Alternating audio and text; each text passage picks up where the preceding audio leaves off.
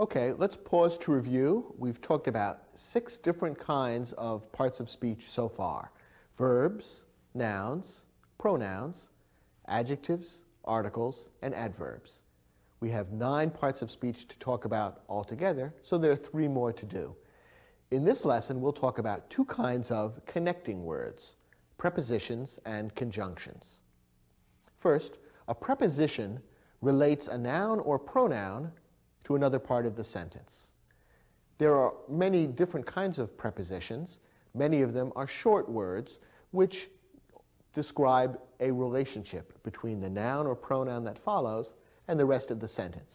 Here are some examples of prepositions: in, for, by, from, with, to, below, through, and there are many more. One thing that's special about prepositions is that they're always followed by either a noun or a pronoun, most often a noun. The whole combination of words, the preposition and the noun that follows, is called a prepositional phrase. So whenever you see a preposition, always look for the entire prepositional phrase that the preposition introduces. So you would always see a preposition followed by a noun or a pronoun. And altogether, that combination of words makes a prepositional phrase, which fits into the sentence and adds further information about the meaning of the sentence. So looking at the prepositions I just listed for you, you can imagine for yourself a number of prepositional phrases that these prepositions could be part of. In my house, for my sister, by William Shakespeare, from New York, with my father-in-law, to Chicago, below the equator, through the tunnel, and so on. Now, some prepositions consist of more than one word.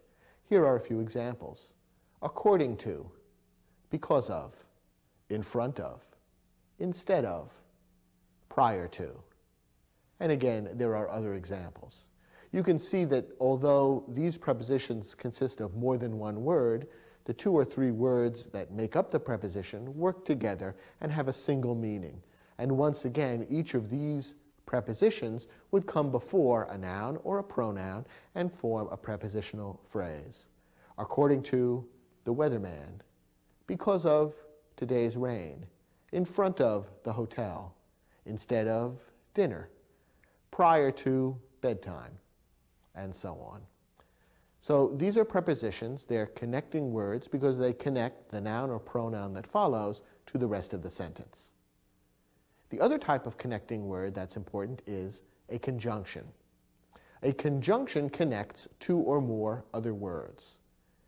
There are a few different kinds of conjunctions that you need to be aware of. First, coordinating conjunctions. A coordinating conjunction connects words, phrases, or clauses. And there are 7 different coordinating conjunctions. They are and, but, or, nor, for, yet, and so. Each of these 7 coordinating conjunctions can be used to join a pair of words, or a pair of phrases, such as prepositional phrases, or a pair of clauses. For example, when we talked about sentence structure in the program by that name, we saw how coordinating conjunctions can be used to join 2 independent clauses to create what's known as a compound sentence. That's a common use for coordinating conjunctions. Notice that these 7 coordinating conjunctions join 2 elements which are more or less equal in value, so that when you connect words, phrases, or clauses with a word like and, or but, or nor, generally speaking, the 2 things that are being connected are roughly equal in importance. That's one characteristic of how coordinating conjunctions are used.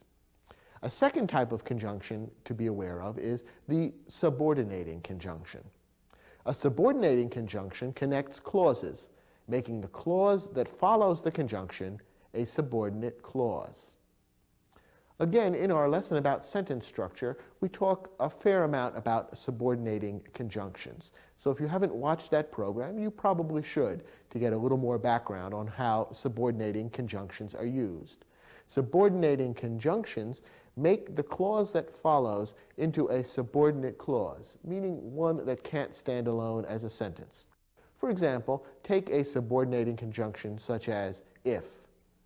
If the subordinating conjunction if is put in front of a clause, a group of words including a subject and a verb, that clause can no longer stand alone as a sentence. It becomes a subordinate clause, one that needs to be connected to another clause to make a complete sentence.